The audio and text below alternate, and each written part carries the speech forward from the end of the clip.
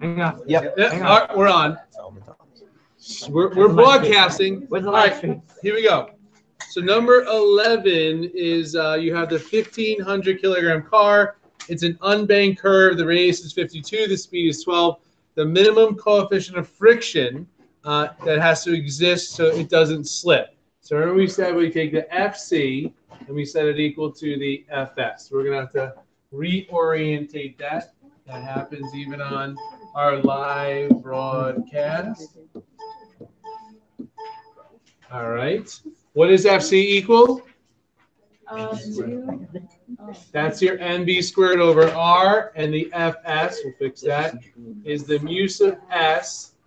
And we know N equals mg. Let's just hop right to that step. Mg. What happens to the M's? Cancel. Cancel. What are we looking for here, though? Which one of these variables? We're looking for the mu, the coefficient. So we're solving for that. So let's divide through by G, divide through by G. So mu sub S equals V squared over GR. So, Bree, what's the velocity? 12. So we have 12 squared over G. All right, guys, this is from the other college textbook. So there's 9.81 instead of 10. 9.81. What's the radius, Bree? 52. Yep, 52 meters. And that ends up being, we'll hit this up, mu S equals 0.283. All right, we good with that? That's number 11. 12, what angular speed? Now, it says in revolutions per second. When we solve usually with angular, what is it? What's the unit of that usually? Not degrees. Angular speed is radians per second. This happens to ask for a revolution per second. We're going to solve for radians per second first, and then we'll convert. So the other trick here is that we see 1,000 G. And what did I tell you to do with 1,000 G? G is what? It's gravity. It's 9.8. So this ends up being 9,800, and this equals our AC, the centripetal acceleration. So if we're looking for the angular speed, this one's on your reference table, AC equals R omega squared. The AC is what?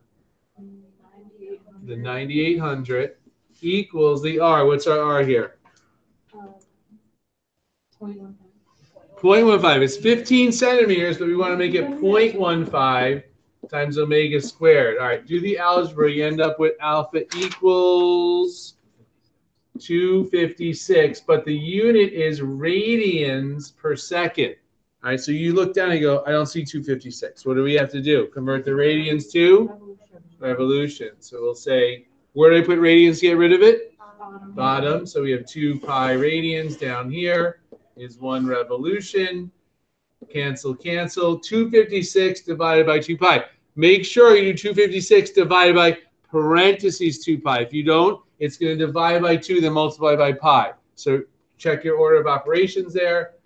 Now, omega equals 40.7 revs per second. Drop the mic. Drop the marker. Brandon. Okay. The G there is not grams. The G there is G. Brandon, a centrifuge is something that spins particles very fast. So obviously huge accelerations. So sometimes they put them in terms of G. Have you heard like a G forces? Like an airplane, you can 5G, 6G. 1,000 is a lot. It's a huge amount, but you're spinning these things so fast. And that's what it means. It's not grams. Okay? Anything else? Yes. All right, let's stop the broadcast.